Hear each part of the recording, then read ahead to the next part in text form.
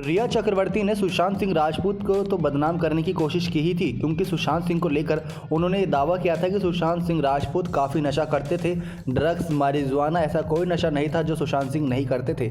लेकिन इन सब के बावजूद जब रिया चक्रवर्ती का मन नहीं भरा तो सुशांत सिंह के परिवार वालों को उन्होंने निशाना साधा ताकि सुशांत सिंह केस की दिशा को बदल सके, यानी रुख को बदल सके। और यही कुछ हुआ, क्योंकि सुशांत सिंह केस में जब सुशांत सिंह की बहनों पर यह आरोप लगाया गया कि रिया चक्रवर्ती के साथ वो शारीरिक उत्पीड़न करती थी, यानी कि कुछ ऐसा अनटच करती थी जो रिया चक्रवर्ती के साथ हमेशा होता था।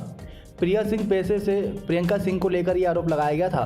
प्रियंका सिंह के बारे में आपको जानकारी दे दें कि वो पेशे से एक वकील है। वह दिल्ली में पति सिद्धार्थ तंवर के साथ रहती हैं। सिद्धार्थ भी पेशे से वकील हैं। वह दिल्ली हाई कोर्ट में साल 2007 से ही वकालत कर रहे हैं। प्रियंका और सिद्धार्थ का दिल्ली के नारायण में ऑफिस भी है। प्रियंका सिंह भी अपनी बाकी बहनों की तरह सोशल मीडिया प्लेटफॉर्म्स पर ही हैं, लेकिन वह ज़्यादातर सक्रिय नहीं रहती हैं। लेकिन जानकारी दे दें कि किस प्रकार से प्रियंका सिंह के ट्विटर अकाउंट की बात करें तो उनका आखिरी ट्वीट 19 अगस्त को आया था। उन्होंने 19 अगस्त को भाई सुशांत सिंह राजपूत के साथ अपनी एक तस्वीर शेयर की थी, जिसमें दोनों भाई बहन मुस्कुराते हुए नजर आए थे।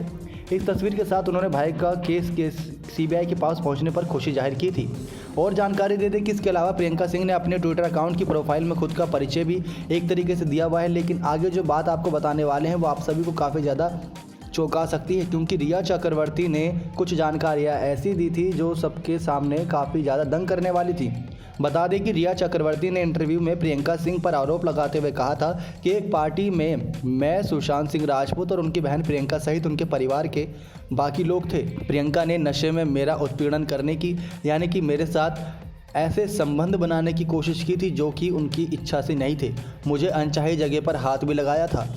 रिया चक्रवर्ती ने आगे कहा था कि अप्रैल 2019 के आसपास की बात, एक रात और मैं प्रियंका दोनों एक पार्टी में गए हुए थे। वह प्रियंका ने काफ़ी ज़्यादा शराब पी ली थी, जिसके चलते वह पार्टी में गैर मर्दों के साथ साथ महिलाओं से भी अजीब हरकतें करने लगी थी।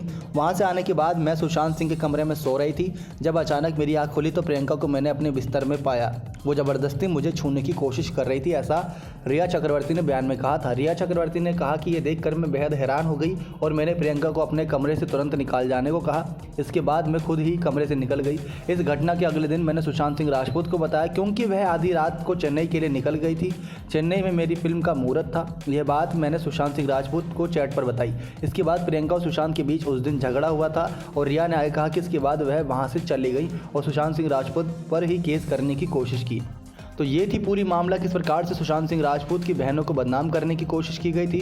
साथ ही साथ ये भी बताया गया था कि सुशांत सिंह तो ड्रग्स करते ही थे, लेकिन बहन भी कुछ ऐसी हरकतें करती थी जो किसी को पसंद नहीं थी। लेकिन ये सब रिया चक्रवर्ती की साजिशें सुशांत सिंह केस की दिशा को बदलने में कामयाब हुई। लेकिन हाँ, उनको बदनामी करने के लिए काफ़ी नहीं हुई, क्योंकि सुशांत सिंह के फैंस हमेशा उनके साथ खड़े रहे थे और अब भी खड़े हुए हैं। नेक्स्ट 9 दीपक रिपोर्ट।